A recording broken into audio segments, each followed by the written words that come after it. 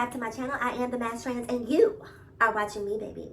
Now before we get today's video started, I just want to give a quick what's up to my peeps and a diabolical middle finger to the creeps. You know who you are.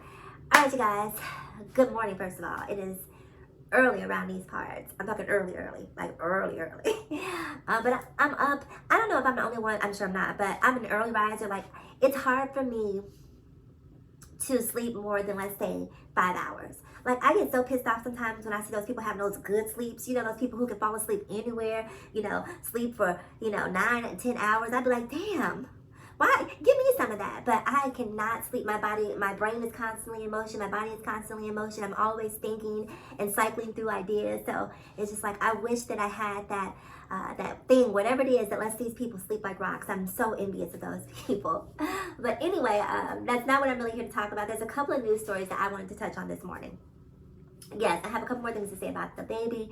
I know you guys are probably tired of hearing about it, but I just feel it's a really important story. And as long as it's in the news cycle, I'm going to continue to touch on it just because it's just crazy to me, the people that continue to support him. It boggles my mind in a way that I just cannot articulate. So, speaking of support recently, and I don't know if this is necessarily support as opposed to advice, so let me call it what it is. We have 50 Cent and Nick Cannon, who had some very interesting things to say about Dababy not being canceled, or Dababy's resilience during this quote-unquote cancel culture. So let's take a look at what 50 Cent had to say, and then we'll come back on the other side and talk about that, and we'll also address some of the things that Nick had to say about Dababy. So take a look. You're so much more now. And I feel like a lot of the young rappers really need to look to you for mentorship, because you really did it in a different way. You really are a businessman. I really want to know what your advice would be right now in this moment if Dababy was sitting next to you. Like, what would you say to him? He is a really talented special artist, right? And he just transitioned from being in that pool that everyone's in as a rap artist. Like, they didn't notify him that he's turning into a superstar. There's nobody that tells you now you're being held to these standards that are mainstream standards, that you can't say things and you can't do these different things. And he didn't have a publicist involved. And this is why the response took so long. Even his apology, the first apology attempt at it was what made it worse. You know what it is when a person makes a general statement, because he made a general, he was just on stage. He's not directing that to any individual. But what happens is he's still new and he's being attacked by individuals. Because Madonna said something to him. The drummer from Roots, Questlove, said something to him. Then Elton John. Look, Elton John, these are people that are this big. Like, Dababy's going and being taken back by who specifically is saying this to him. It's tough for you to not assess them when you see them as like royalty or important people, and they personally are attacking you because they're saying something about Dababy. He never said anything about any of them personally. So there's other stuff that's going on in between that registers different to him. He's only 2 years into his career. There's no artist development. There's no strong A&R, and there's definitely no media training. Well, me and you, 50, need to start a company. Okay, is get this media training together for these rappers. Yes. They need you. Do you think he could bounce back? Yeah, he will. As long as he keeps the consistency with the music, he'll be back. Like, remember they canceled Chris Brown like 5-6 times? We're going to send this interview to Alright, Dababy. so welcome back. There you have it. You hear 50 Cent saying what he has to say about Dababy's remarks during the Rolling Loud concert. And it's time for people to take off the kid gloves with him. And when I'm talking about him, I'm talking specifically about Dababy. It's time for the kid gloves to come off one finger by one finger by one finger. Take the gloves off like you're doing a burlesque number, okay? It is time for people to stop having this sort of coddling approach toward this grown man.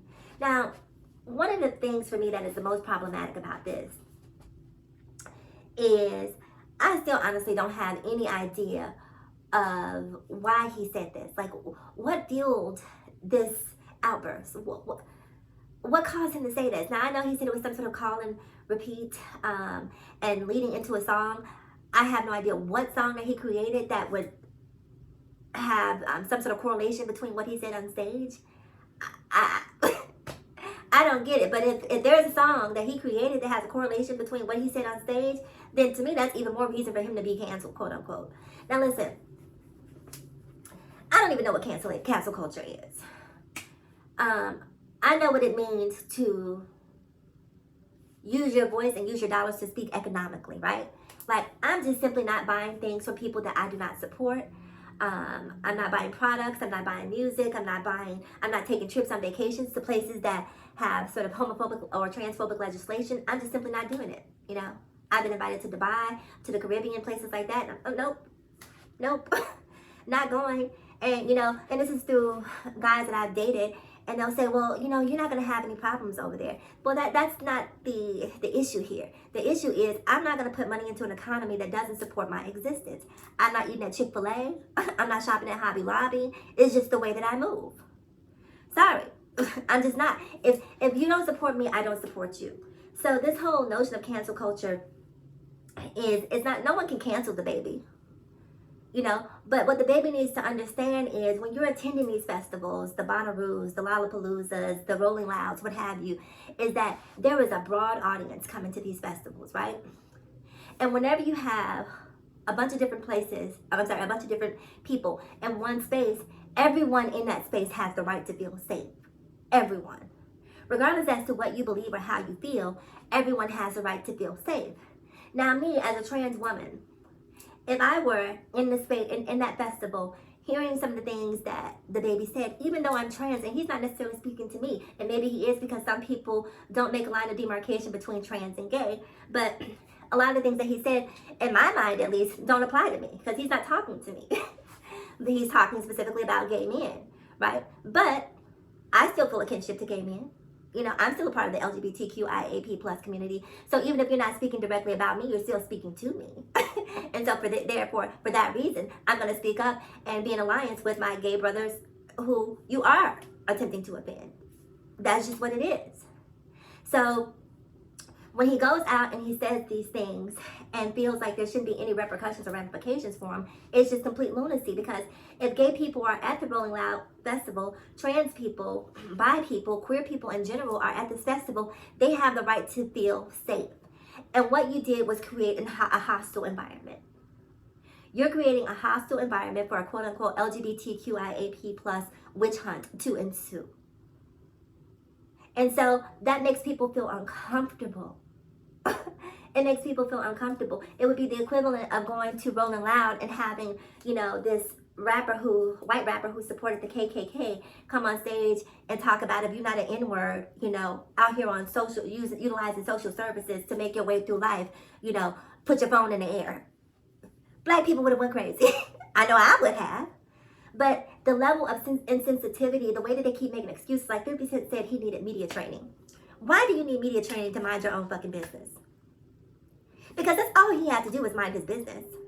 No one was talking to him. No one, like, and if something happened, if there was a situation that happened, not saying that there's any situation that would make what he said okay, at least put it in context for me so I can say, okay, he was upset in that moment that this happened to him. Now I get why he said that. But right now, this whole call and repeat thing makes absolutely no sense. So I don't give him a pass for that. I can't give him a pass for that because that's a weak excuse. That's a weak reasoning. That's a weak logic for you to say that's why you said what you said. Say this. Say you're homophobic. Say I'm uncomfortable. Say I didn't grow up in that environment. That's a conversation that we can have because that is a fact in case that there are a lot of men out there who, and let me just segue for just a moment here. What I found particularly interesting about what Nick Cannon and what 50 Cent had to say in support of Dababy or in forgiveness of Dababy is that we talk a lot about toxic masculinity, right? And there is this notion that there is this attack on masculinity, you know, because some people deem what Dababy said to be masculine, and people trying to quell that as an attack on masculinity, which is so, come on, come on. In my New York accent, come on, yo. Come on, yo. Like, this is not an attack on masculinity. This is an attack on ignorance. This is an attack on hate speech. That's what it's an attack on. Be as masculine as you want to be. No one's trying to stop that. You know? And so the fact that they keep trying to make this, when he said okay, it doesn't make any sense. It's pretty black and white. What he said was not okay. What makes what he said not okay even worse was the apology. The first apology. What makes what he said okay even worse than worse is the fact that he then issued an apology and then deleted it. So he's basically standing 10 toes down, like, I said what I said. I don't apologize for it. And I was going to make a point. Let me make that point. But what I find interesting about what Nick Cannon and 50 Cent are using, to defend Dababy is this pushback on masculinity. But they're basically invoking toxic masculinity as a defense, saying, he didn't come from this. He doesn't know any better, this, that, and the third. That's a weak excuse. That's a weak excuse, right? Because if you got money to buy all this jewelry and gold teeth and, this, that, and the third, and it's not just this one event. Dababy has been problematic ongoing. He's punched a woman in the face. We've seen him, jump on a hotel or not concierge, but a valet attendant. We've seen him jump on a promoter. Like, this is not a one-time offense, and I'm not going to even bring up his criminal history. But this man is a problem. This man is a problem. And he has been forgiven over and over and over again to the point that he feels entitled to just do whatever the fuck he feels like he wants to do. Not over here. Not over here. And now that the LGBTQIA plus community is standing up, as it rightfully should, and sponsors and promoters and, event coordinators, whomever, are saying, oh, they're just Xing Dababy out. Not here. Not here. We didn't do that to him. The LGBTQIA plus community didn't wake up and choose to have a beef with Dababy. No one went out looking for this man to say, let's cancel his career. That didn't happen. He called and we answered. We answered. Like, you can't throw rocks and then hide your hands. You can't be the victim and the victimizer. Like, you got to choose a struggle. Which one is it? Which one is it? You can't punch me in the face and then you start crying. What are you crying for? You just punched me in my face. It makes no sense to me, the logic that they're doing to try to justify what he did. And it's just so frustrating to me that Black people in particular will not call it out for what it is.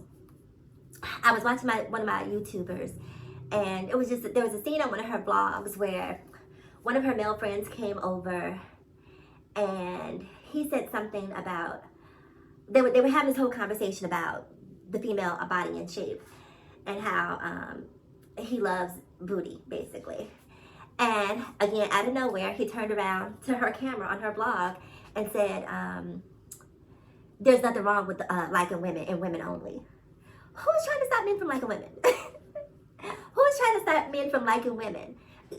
Because LGBTQIA plus people want to live and feel safe. That means that it's not okay for a man to like a woman. See, here's the thing. Most LGBTQIA plus people don't give a damn who you're sleeping with. The problem is you're so focused on who we're sleeping with. That's the problem. We're not in your bedrooms. Do whatever you want to do. I don't give a damn. Am I the JJ? Tear it up. Tear it up like yesterday's newspaper. Do whatever you want to do. That's your business. You see how easy that is? I'm not over there. Now, if you got a man who's abusing you or, cheating on you and not treating you the way that I feel like you deserve to be treated, I might say something to you if we're friends. I might feel a way if I'm watching it happen. But if you get physically violent with a cisgender woman or a human being in general in front of me, I'm probably going to speak up, call the police, or do something to intervene. But in general terms, I'm just not in other people's business. I'm just not. Certainly not in other people's bedrooms. If you're polyamorous, if you're T.I. and Tiny, whoever you are, whatever you choose to do, if it's between consenting adults, it's really not my business. And I'm certainly not going to get up on stage in front of thousands of people and make this proclamation or declaration to make anyone feel ostracized or less than human. I'm just not going to do that. I don't give a damn about who other people sleep with. All y'all have to do is focus on your genitals. Focus on your body. Don't worry about this, right? I know, you're going to hell. Oh, God doesn't approve this. Girl, give it a rest. Give it a rest, okay? Whatever repercussions, ramifications, what have you, that I have to endure because of my life choices, I got that covered. Worried about you.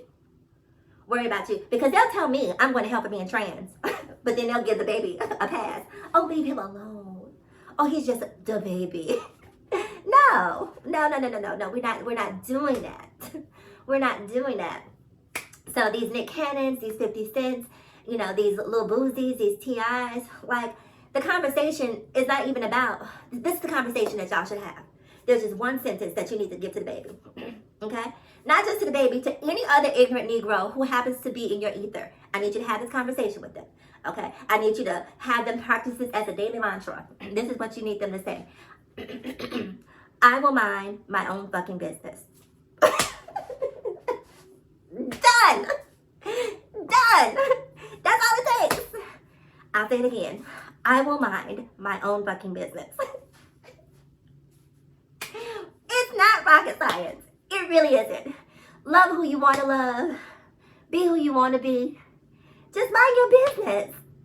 Why is that such a complicated thing, right? You have a right to your opinions, right? If you don't believe a person should be trans or a person should be gay, then goddamn it, don't be trans and don't be gay. But in the interim, just mind your business and let them figure that out. All right, moving on. What else did I want to talk about this morning?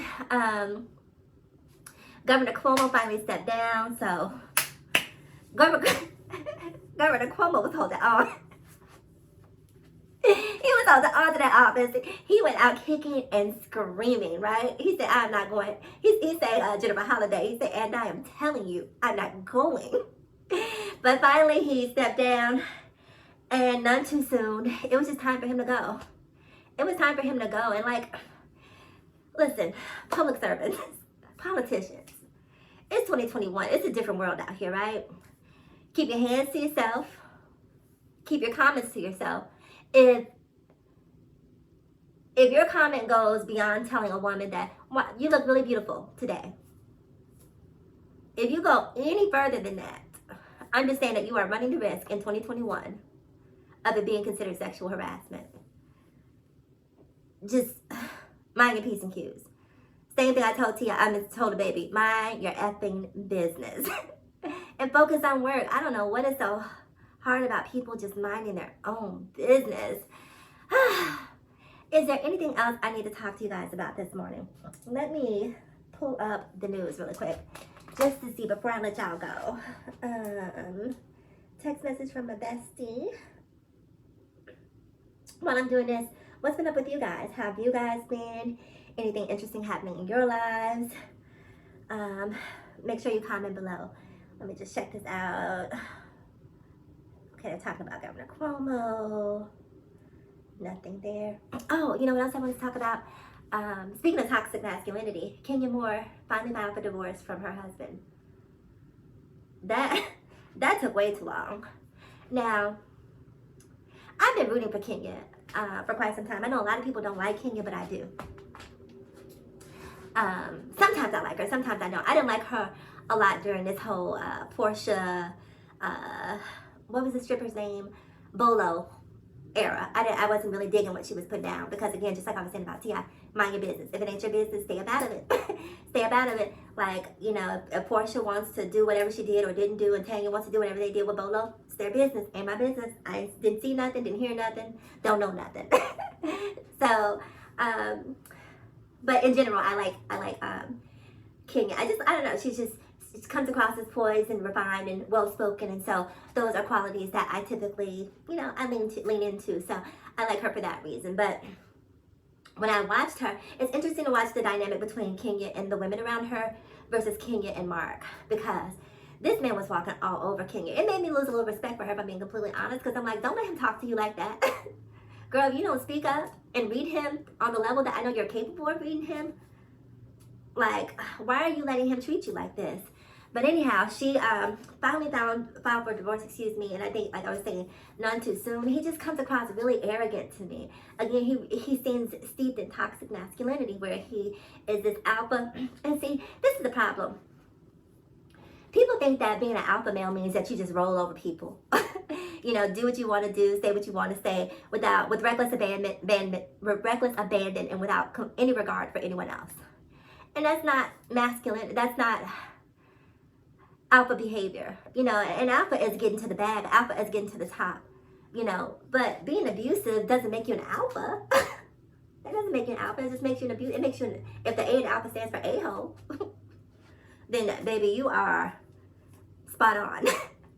But anyway, Kenya finally filed for divorce. I'm happy for her. Like, don't waste your time. Listen, ladies, fellas, anyone out there who is in a relationship with anyone who is not valuing you, not treating you with the love, the dignity that you deserve, you know, I say leave, right?